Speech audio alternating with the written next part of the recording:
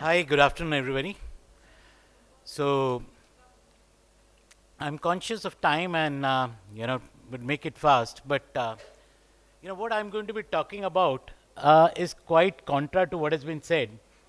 Normally we look at a phone, we say, it's a time waster, it's a distractor.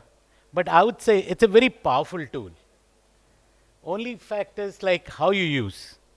So I would be talking about improving healthcare access and impact of healthcare initiatives in this digital era. And because the topic is too large, I would focus quickly on two case studies of digital PSPs, patient support programs. Important disclaimers: the points made are on individual capacity. So let's look at what is the scenario in a country like India. Now think of it, two very important, conditions. So look at it, diabetes. The fact is, in emerging markets like India, even when prevalence is 100%, only a small fraction get diagnosed, then of which a few percentage of patients they come on treatment. But what really happens is that the number of people who actually adhere to treatment and get benefit are again a further small fraction. Or for that matter, if you look at something as serious as cancer, from prevalence to adherence, the figure comes down to 6%.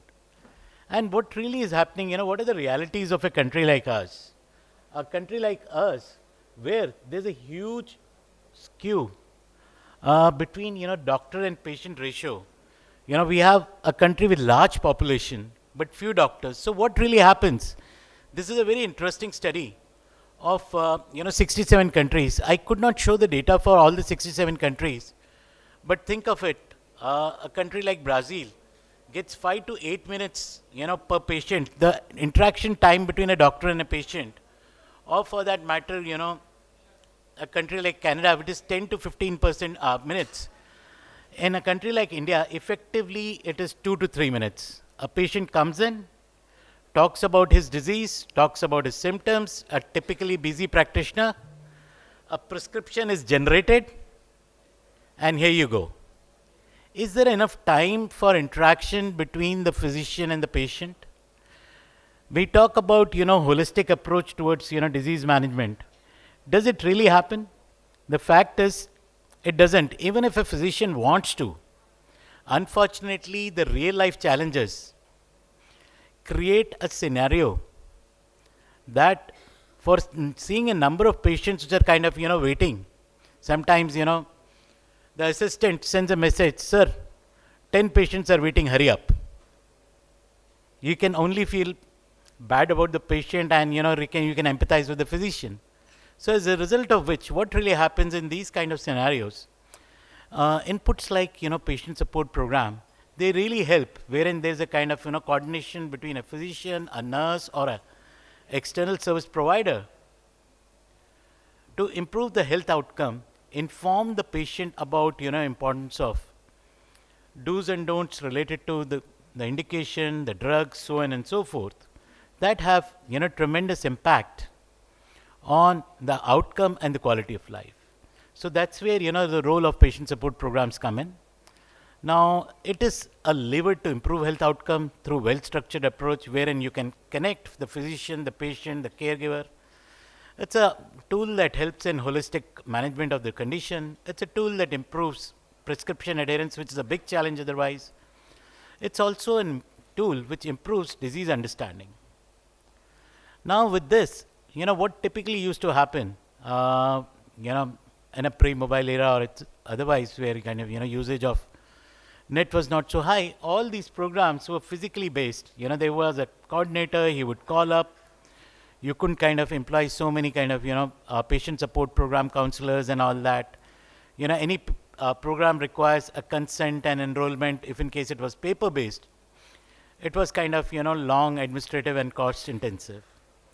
Now, thankfully, with the usage of, digital technology, the penetration, usage of smartphones, concept of online prescription, telemedicine guidelines, and the fact that in a country like India, We talk about today anything close to 800 million people using smartphones. The entire dynamics have changed. You can actually have a well structured a patient support program or a healthcare support program which connects the patient, the caregiver, and the physician, which has a full-fledged, setup.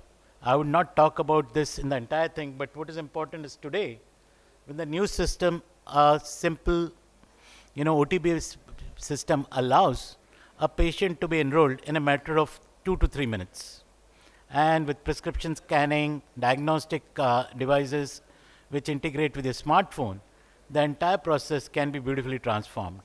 Now let's talk about two real life examples. A program which was physical based, when they used to serve about 100 to 120 patients, today they are serving more than 500 patients. Earlier, the time for patient to be enrolled and get connected and have a reach out was 7 to 8 days. Now it's done on a daily basis. Now how it is impacting? This is a very recent paper. In fact, last week only I presented at International Society for Pharmaceutical Outcomes and Research, wherein we have actually taken a live example wherein moving through a program which was digitally connected not only reduced the cost, improved involvement by 2.5 times. What was very interesting is, thanks to this particular input of data, wherein you are able to capture basic patient details like height, weight, physician visit dates, when the patient was supposed to be visiting, when all they visited, how well was the patient compliant, because what really happens is, thanks to a program which allows online buying or even uploading, how well is the patient is buying and what is his compliance, is he on track, what physical activity is the patient doing, is the patient doing achieving the necessary number of steps, or very importantly, what is like this particular app which I'm talking about, track the patient's diet, is the patient conscious about what to eat and what not to eat.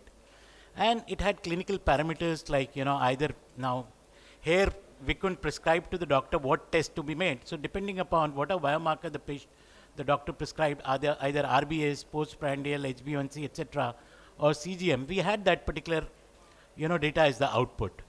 Now looking at this, because of secrecy, I'm not able to put the exact numbers, but we ran a regression and looked at correlation. If you look at, what was very interesting is the patients who were most active in terms of their diet and medicine, they had highest level of control.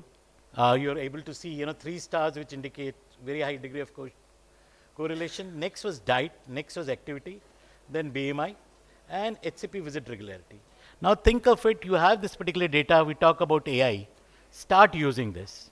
Now the beauty is, with a good number of data, you can actually predict if I'm regular with my medication, if in case I'm doing my regular walks, if in case I'm visiting physician, I'm managing my diet well.